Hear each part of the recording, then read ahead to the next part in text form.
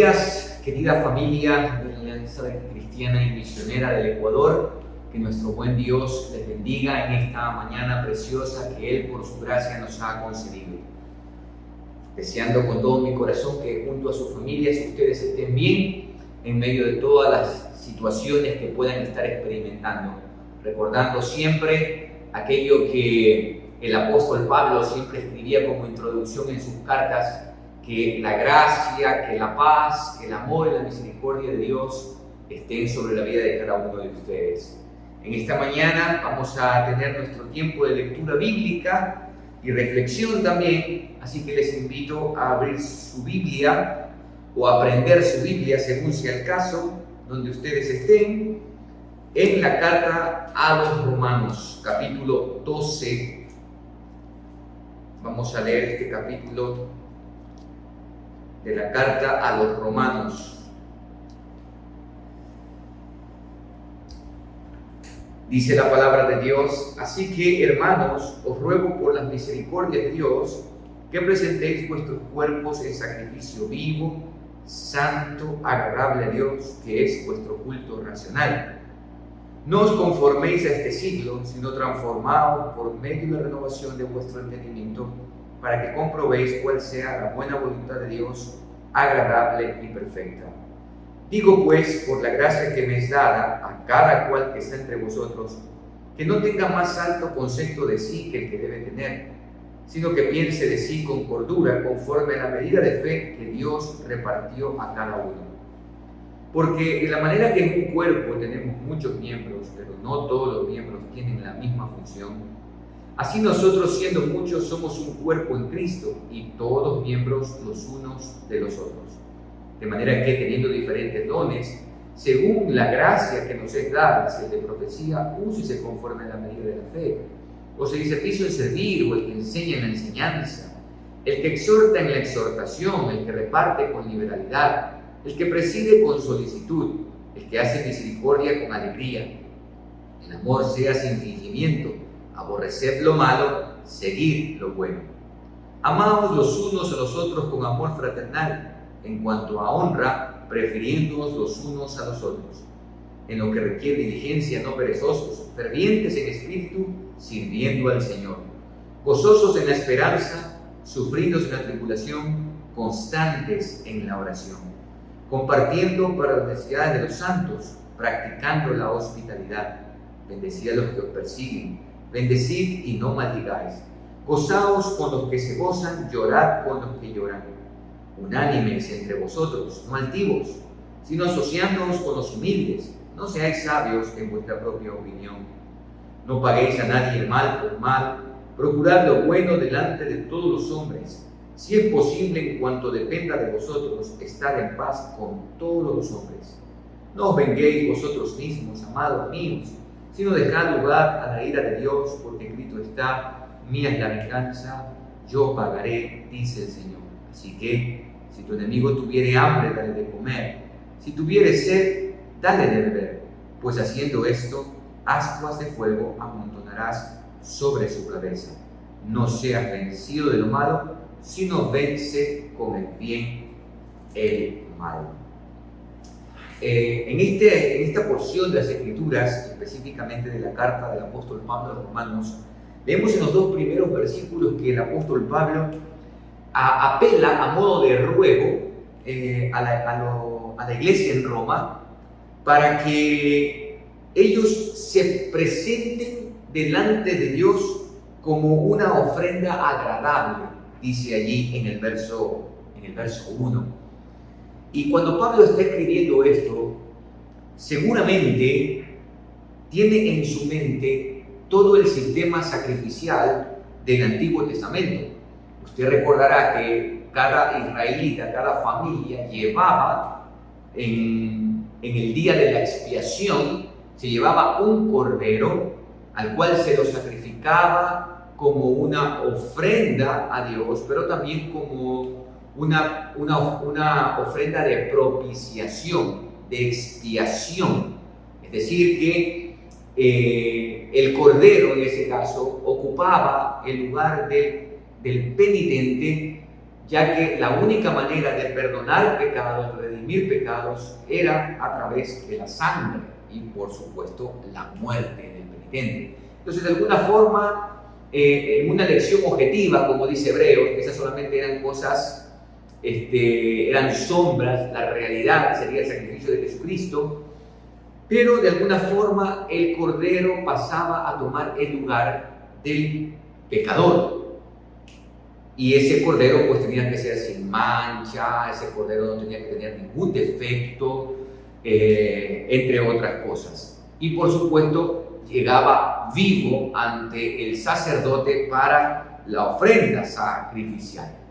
Entonces, cuando Pablo está escribiéndole aquí a los romanos, les dice que presenten sus cuerpos, y miren las características, en sacrificio vivo.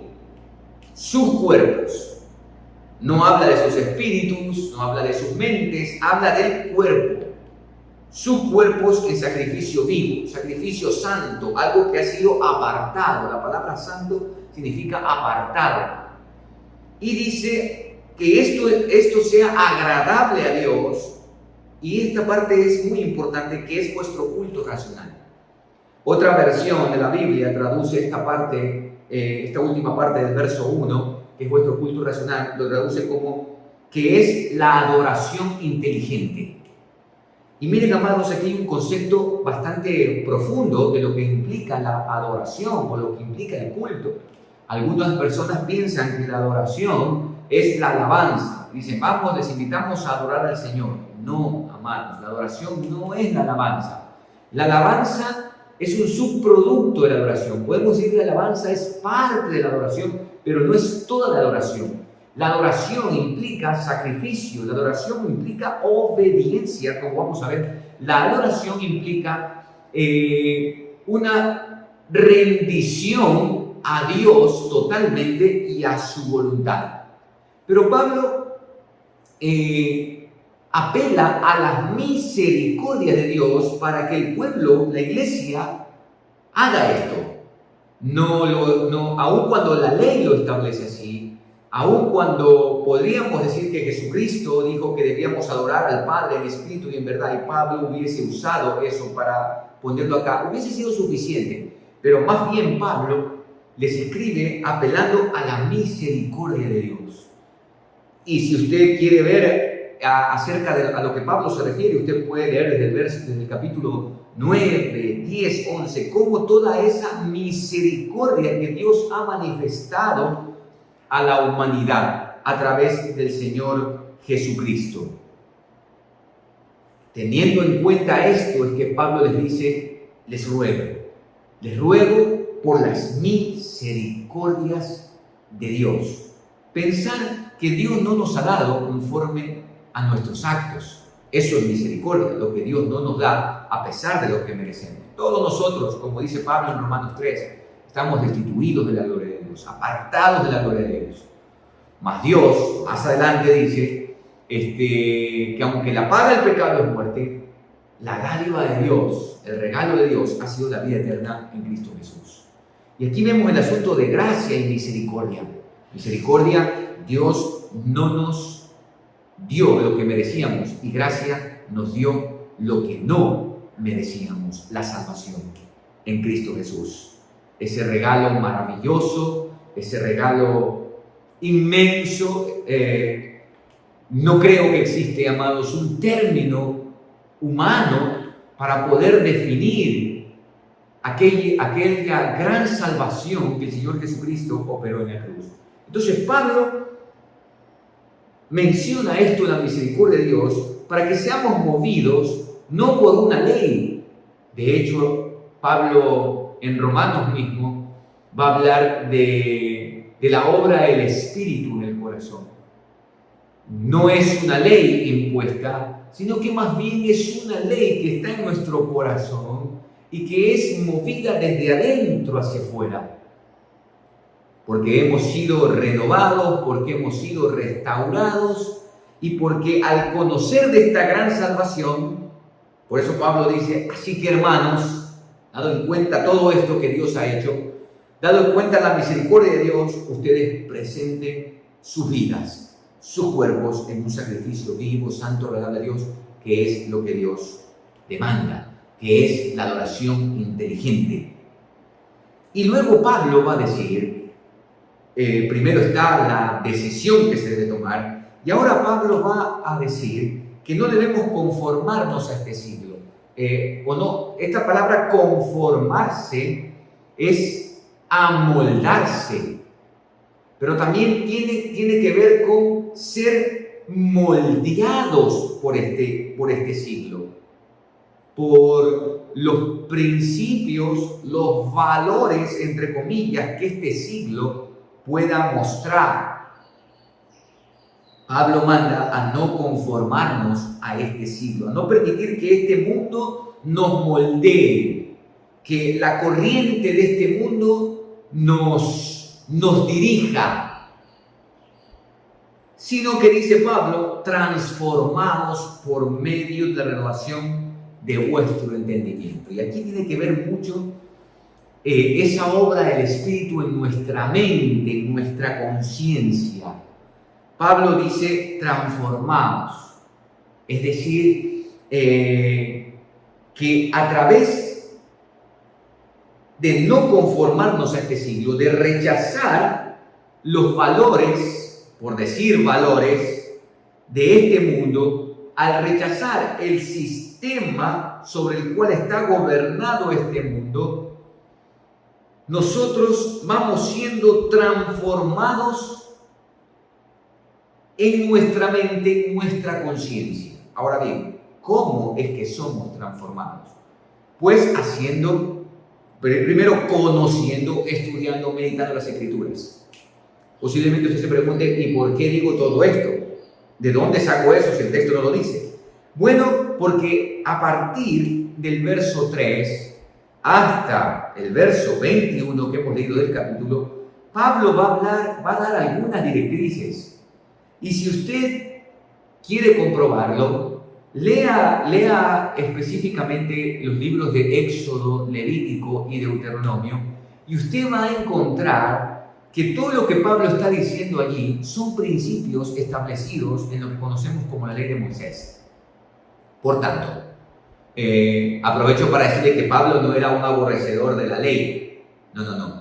Pablo lo que atacaba constantemente era aquellos que habían hecho de la ley la base para la salvación. No, la ley no es la base para la salvación. La base para la salvación es Cristo. Cristo es quien nos salvó. Cristo ya nos santificó, nos apartó. La ley, las Escrituras, nos mantienen, o como diría Pablo, conociendo las Escrituras en las cuales te persuadiste, las cuales te pueden hacer sabio para la salvación en Cristo Jesús. La palabra, la ley de Dios, me hace sabio, me mantiene santo y me mantiene libre porque me dirige. Entonces, la manera como nosotros estamos siendo transformados en nuestra mente es única y exclusivamente a través de la práctica, amados. Por supuesto, del conocimiento, del estudio, de la meditación, de la ley de Dios, pero por supuesto a través de la práctica. No existe renovación de la mente sin estudio, sin meditación, sin profundización bíblica y por supuesto sin puesta en práctica. Pues ¿cómo yo puedo comprobar algo que realmente es cierto si no lo pongo en práctica? Si yo me afilio a un gimnasio, para ponerle este ejemplo, y simplemente voy al gimnasio y me siento y cruzo de brazos, por supuesto que no voy a ver ninguna mejoría en mi estado, en mi físico, ni nada por el estilo. Más, si yo me afilio al gimnasio y llego y hago esto de un hábito y obedezco al instructor que está allí haciendo los ejercicios correspondientes, por supuesto que voy a ver cambio. Mucha gente en las iglesias lamentablemente son, como solemos decir, esos calientabancas. O como diría mi querido pastor y amigo Walter Pérez, él dice que la gente va y deposita su cuerpo en la banca y luego el alma no sabemos dónde viaje. Son como estacionamientos de almas, dice él. Amados, nada va a suceder si no tenemos una profundización, un estudio de las Escrituras. Si no practicamos las Escrituras. no hay renovación de la mente. La transformación de la vida empieza en la mente, porque el corazón no puede abrazar, no puede aceptar algo que la mente no entiende. Y por supuesto la voluntad no se puede mover si no hay algo que tengo claro que es verdad, que abrazo que es la verdad y por ende yo lo practico porque sé que esto es verdad. Es así que se da la transformación de la mente, la transformación del entendimiento. Y ahora mira, el propósito, para que comprobéis cuál sea la buena voluntad de Dios, agradable y perfecta. ¿Por qué para muchos los mandamientos de Dios son algo como gravoso? Algunos dicen la vida cristiana es difícil. Bueno, yo suelo enseñar que la vida cristiana es imposible. No podemos vivir la vida cristiana por nosotros mismos. La vida cristiana es una vida, para usar un término humano, sobrenatural, porque es operada por el Espíritu Santo de Dios en el momento que nosotros nacemos de nuevo. Ya Dios nos da su poder para vivir la vida nueva que Él nos ha dado. Es una vida que no se la hace en las propias fuerzas. Es necesario volver a nacer, como diría el Señor Jesucristo cuando conversó con Nicodemo. ¿Por qué las personas no pueden comprender que la voluntad de Dios es agradable y perfecta? Amados, porque no existe la renovación del entendimiento. Pero también quiero decirle algo que posiblemente choque para los que me están escuchando en esta mañana. Y es que la voluntad de Dios no es agradable y perfecta. Posiblemente usted diga, pero pastor, la Biblia dice que es buena, agradable y perfecta. Sí, en su resultado. Pero hacer la voluntad de Dios, no tanto que es bueno.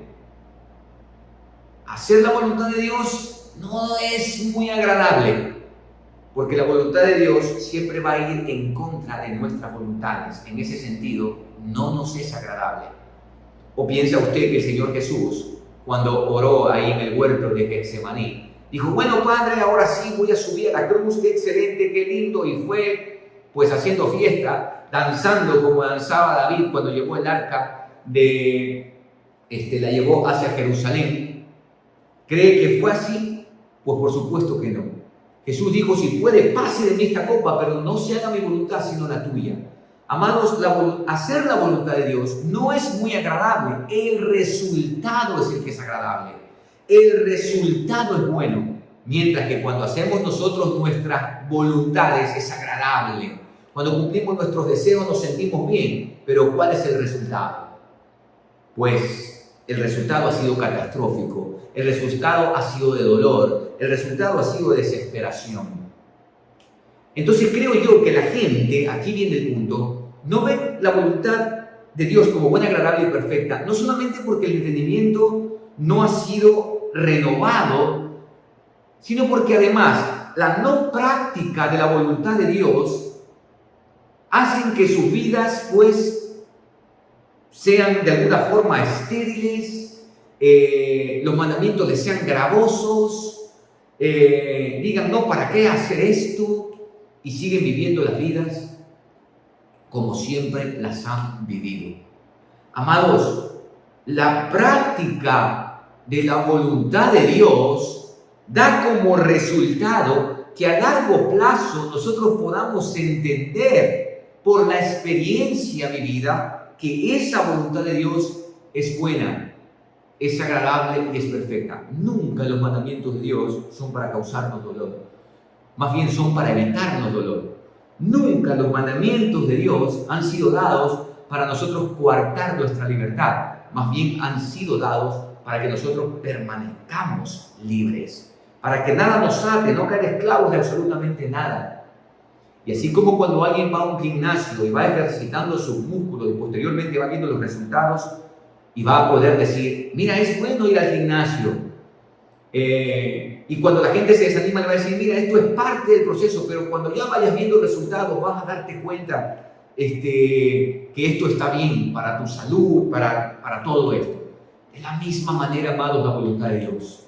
Al principio cuesta, Al principio no es agradable, pero luego que vamos siendo ejercitados en ella, pues vamos viendo los resultados de nuestra vida. ¿Cuál es el resultado? Vamos viendo madurez, crecimiento espiritual, profundización de la vida, entre otras cosas.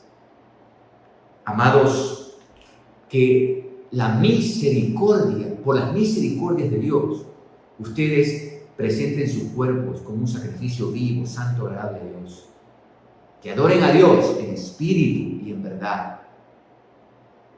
Y individualmente y por supuesto en comunidad.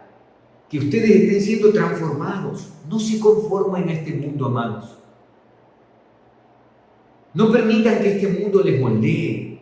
Más bien tomen la firme decisión de renovar su mente a través del estudio y la profundización bíblica. Y por supuesto la práctica de los mandamientos de Dios. Así ustedes van a comprobar muchas veces a corto, mediano o largo plazo que la voluntad de Dios es buena, es agradable y perfecta. No piense jamás que usted y yo naturalmente vamos a desear hacer la voluntad de Dios. Eso ya es madurez. Eso ya es madurez, eso es haber crecido, profundizado mucho. Pero le animo a usted comenzarlo a hacer ahora y posteriormente, más temprano de lo que usted se imagine, podrá comprobar que la voluntad de Dios es buena, es agradable y perfecta. Y ya sus deseos van a irse acoplando cada día y va a desear más y más. Llegará un momento en su vida donde va a desear más y más hacer la voluntad de Dios. Amados, termino con el último consejo del apóstol Pablo en el verso 21. No seas vencido de lo malo, sino vence con el bien el mal. El mal no se lo batalla con mal. Es triste ver, ¿no?, las vendetas, las venganzas, cómo la gente piensa que el mal va a ser erradicado si terminamos con la persona. Algo así como La Mujer Maravilla. No sé si usted vio La Mujer Maravilla, esa primera película, porque han hecho dos. Y ella quiere destruir a Ares, porque piensa que destruyendo a Ares va a destruir toda la maldad en el mundo, van a cesar las guerras, las muertes. Y resulta que pelea con Ares, destruye a Ares, pero la guerra sigue, la maldad sigue. Y bueno, la película muestra la realidad antropológica desde la concepción bíblica, aunque le parezca increíble. No sé si los escritores, los autores de esta película habrán tenido en cuenta esto, pero lo que está mostrando la película realmente es lo que la Escritura menciona, que la maldad está en el corazón del hombre. Y no se puede destruir el mal con mal. El mal se lo destruye con bien. El sumo bien vino al mundo y murió en la cruz para que los malos pudiésemos ser transformados, para que aquellos que éramos enemigos podamos ser reconciliados. Jesús nos enseñó que el mal no se vence con el mal, sino con el bien. Hay una frase que decía Abraham Lincoln, uno de los presidentes de los Estados Unidos, y él decía que él tenía una manera de matar a sus enemigos, muy fácil y sin mayores efectos colaterales. Cuando le preguntaron cuál era, él dijo, haciéndolos mis amigos. Y es el principio bíblico, ¿sí? Vence con el bien el mal. Amados hermanos, que nuestro buen Dios nos bendiga y nos dirija a cada uno de nosotros y que siempre tengamos en nuestra mente su misericordia. Y por esa misericordia, por esa gracia, por ese amor inconmensurable, nosotros nos presentemos delante de Él como un sacrificio vivo, santo, una vida agradable a Dios. Eso es lo que Dios quiere. Que seamos transformados por medio de la renovación de nuestro entendimiento, no moldeados a este mundo. Y así vamos a poder comprobar que la voluntad de Dios es buena, es agradable y perfecta. Y vamos a poder comprobar que el bien, el mal, no se lo vence con el mal, sino con el bien. Que nuestro buen Dios les bendiga. Vamos a orar. Padre, en esta mañana queremos darte muchas gracias por tu palabra que nos exhorta, tu palabra que nos desafía cada mañana, cada día, cada momento que vamos a ella. que nos descubre también. Y queremos en esta mañana, conforme a lo que hemos meditado en ella, decirte, Señor, que primeramente nos perdones.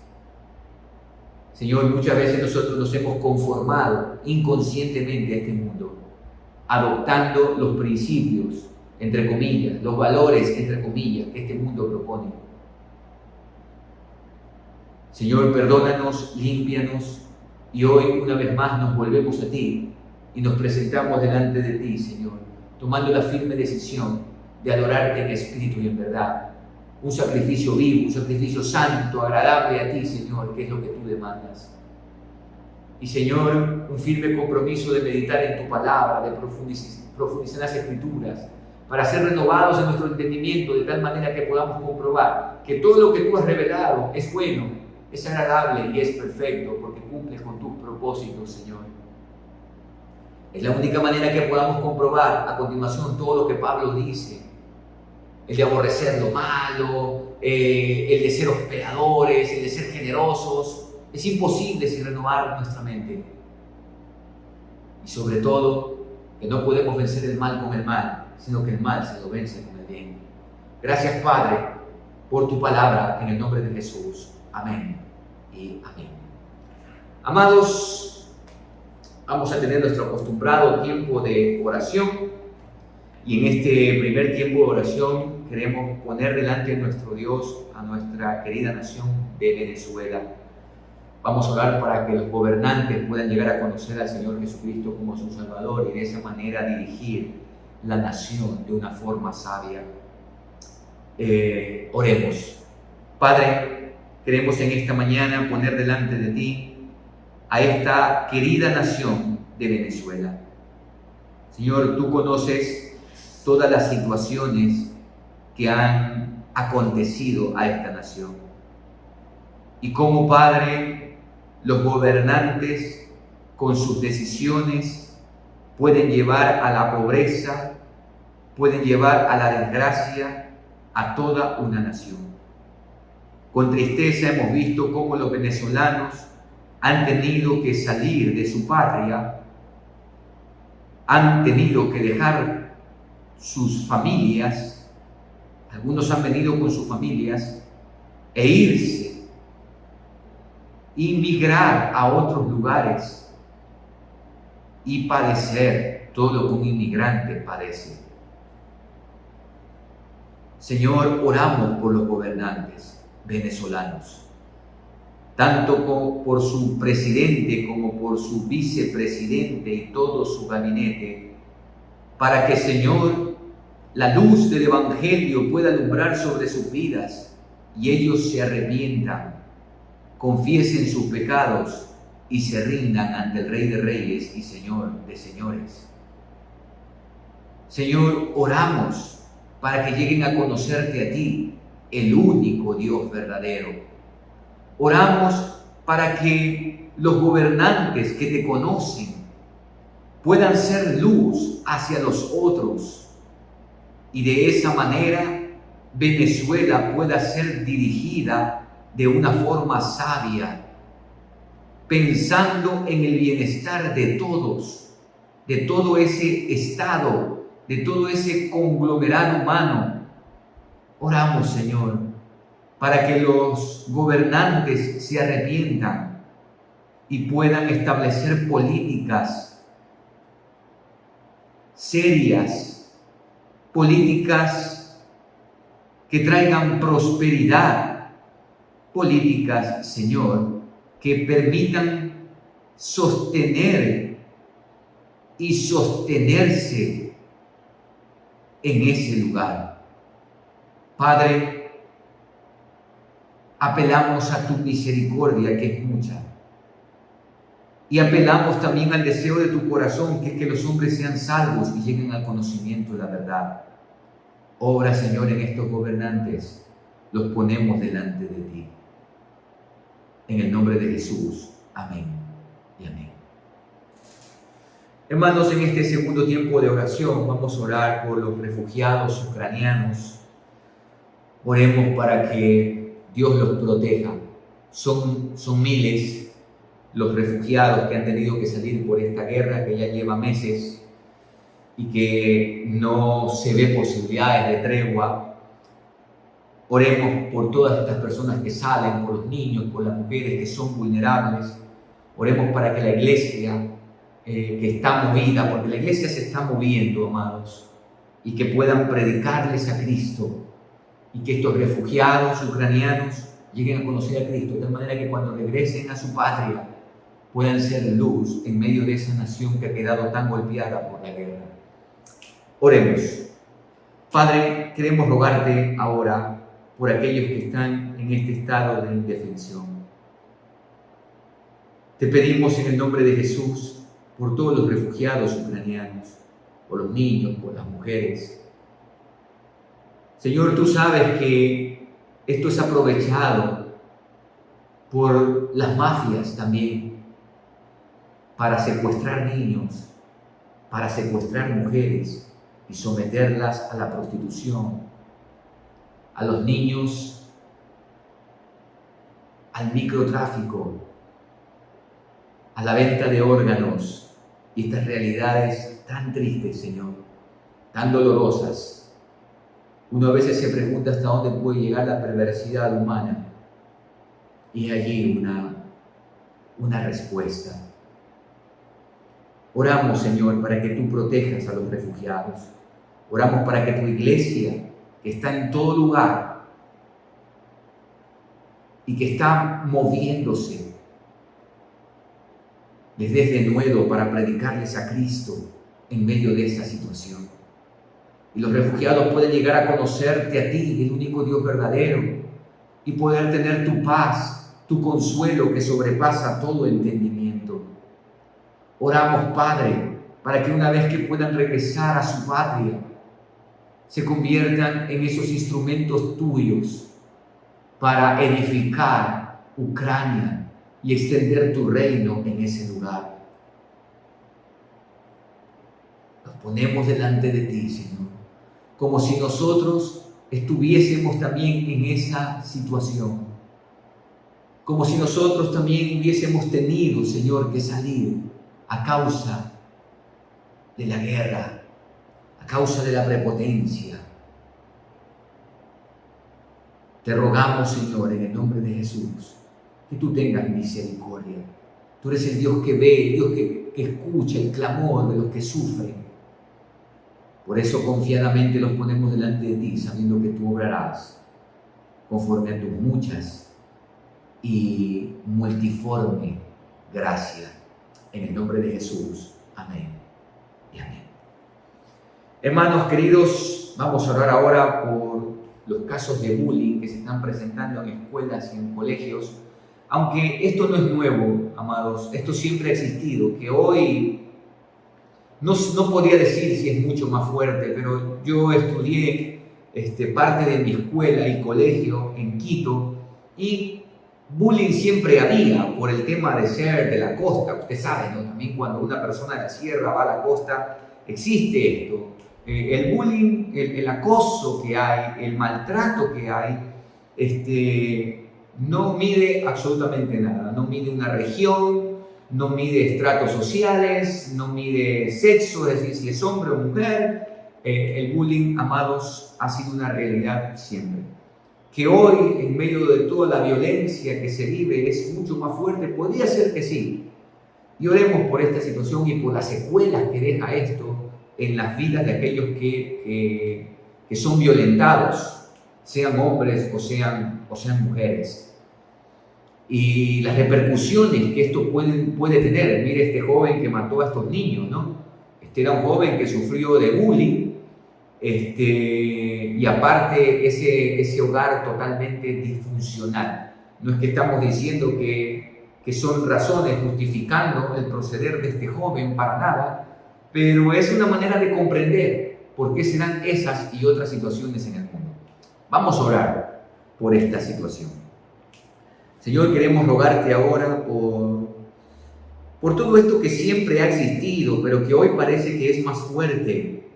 O lo vemos así, porque en este mundo globalizado podemos enterarnos rápidamente de lo que sucede en cada parte, en cada rincón de este mundo. Y te pedimos, Señor, por todos estos casos de bullying, de violencia que hay en las escuelas, en los colegios y también en las universidades. Oramos, Señor, para que las autoridades de las instituciones puedan establecer controles adecuados para evitar esto y que se crea, porque uno de los problemas es que las autoridades a veces no creen a los chicos que están siendo violentados o los dejan pasar. Te rogamos en el nombre de Jesús que tú obres en las autoridades para que establezcan buenos controles, de tal manera de evitar el bullying en las escuelas, colegios y universidades. Señor, todo esto deja secuelas tristes, emocionales, psicológicas en las personas y posteriormente, Padre, un resentimiento social muy fuerte que puede llevarlos cuando crecen a convertirse en asesinos, como ya lo hemos visto con mucha tristeza. Te rogamos, Señor, por esto. Te rogamos para que los padres puedan hacer seguimiento de los hijos y cuidarlos y escucharlos también. Esto no es un asunto solamente de las autoridades, esto es un asunto de todos. Padres también que aplauden cuando los hijos son agresivos, también tiene que ver con esto. Padres que enseñan a sus hijos a no dejarse, que tienen que pelear, a que tienen que ser fuertes. Señor, oramos por todo esto, para que tú traigas conciencia en todos los ecuatorianos, en cada persona, de que el salir de esta problemática no tiene que ver solo con medidas, con leyes, tiene que ver con un trabajo integral desde casa. Ponemos esto en tus manos, Señor, en el nombre de Jesús. Amén y amén. Amados, en este cuarto tiempo de oración vamos a pedir por los casos de crímenes que hay aquí en el Ecuador a diario. Nuestra pequeña nación, porque realmente el Ecuador es una pequeña nación, está inundada no solamente de corrupción, sino ahora también de crímenes. Con tristeza nosotros vemos cada día esta situación tan lamentable y sin ninguna respuesta a las autoridades. Da mucha tristeza, pero amados, ¿a quién tenemos nosotros sino al Señor? Y Él es muy misericordioso. Pongamos esto delante de nuestro Dios. Padre, hemos venido rogándote y clamándote a ti cada semana, cada día, por esta situación tan lamentable en nuestro país. Nuestra nación, Señor, se ha visto inundada de crímenes, de corrupción. Y no sabemos, Señor,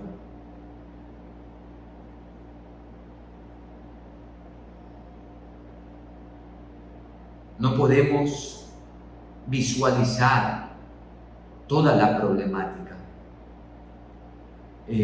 Tenemos un Estado, tenemos un gobierno que se mantiene impávido, que nos miente, que nos dice que todo está bien. Vemos a diario que eso no es verdad.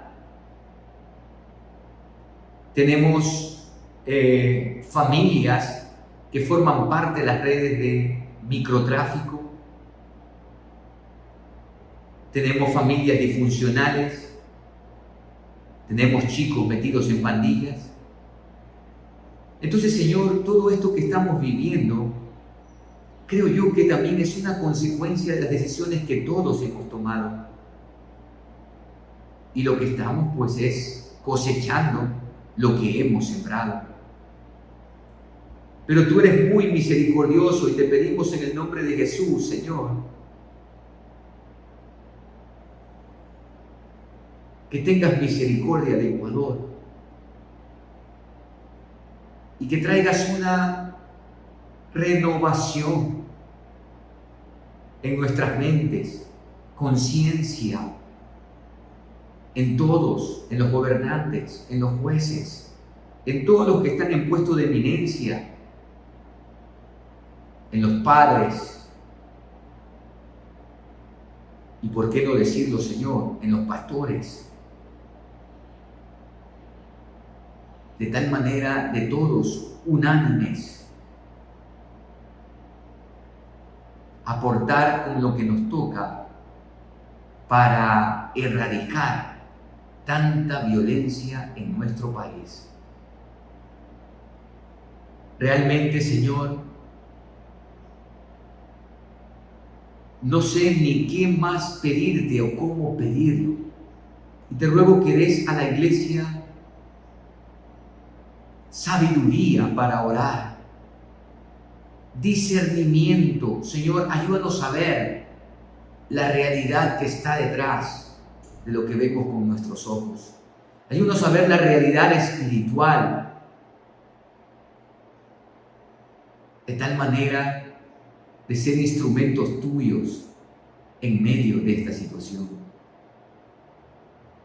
Y asimismo, Señor, oro por las iglesias de la Alianza Cristiana y Misionera, para que tú nos guíes en cada actividad, para que seamos intencionales, para que, como dice tu palabra y lo hemos leído, podamos dar tu palabra a las congregaciones que nos has permitido presidir, a los pastores, Señor, para dar guía a las familias, a tus hijos, a tus hijas, de tal manera de que escuchen tu voz, pero también, Señor, que hagan, o mejor dicho, que hagamos tu voluntad. Toda esta violencia en el Ecuador, Señor, no va a cambiar por nuevas leyes, como muchos suponen. Sí creo que hay que hacer una revisión y cambiar algunas leyes, específicamente en lo que tiene que ver con el proceder hacia los delincuentes, hacia aquellos que han abrazado el mal, la violencia. Pero también, Señor, si no se elimina la violencia en los hogares, si no se elimina la violencia en los colegios, en las escuelas, Señor, todo esto va a continuar y va a ser peor. Si no se elimina la violencia en las iglesias, porque lamentablemente también hay violencia en las iglesias, en los hogares de los cristianos también hay violencia. En las escuelas y colegios que se autodenominan como escuelas y colegios cristianos, también hay violencia, también hay corrupción, Señor. Te pedimos en el nombre de Jesús que nos guíes, Señor, que nos ayudes a ver introspectivamente el interior de cada uno de nosotros, de nuestras familias, de nuestras comunidades. Y, Señor, presentarnos delante de ti en ruego, en confesión, para que tú nos perdones, nos renueves y nos fortalezcas, Señor.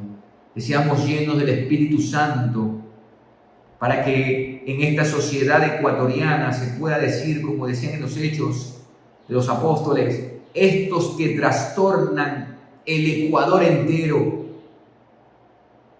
Señor, guíanos en nuestro proceder, confróntanos, saca a la superficie, como decía David, nuestra iniquidad y guíanos en el camino eterno. Que no seamos vencidos por el mal, sino que podamos vencer al mal con el bien. Y todo para la gloria y la honra de tu santo nombre. Y todo para hacer una ofrenda agradable, perfecta, delante de ti. Gracias, Padre, en el nombre de Jesús. Amén y amén. Amados, que nuestro buen Dios les bendiga en este día, que ustedes se ofrezcan al Señor como un sacrificio vivo, santo y agradable a Dios. No olviden, renueven su mente a través del estudio y la profundización bíblica. Practiquen la voluntad de Dios y a su tiempo comprobarán que esa voluntad de Dios es buena, es agradable y es perfecta. Dios mediante, nos vemos el próximo martes, si el Señor lo permite. Un abrazo virtual para cada uno de ustedes. Bendiciones.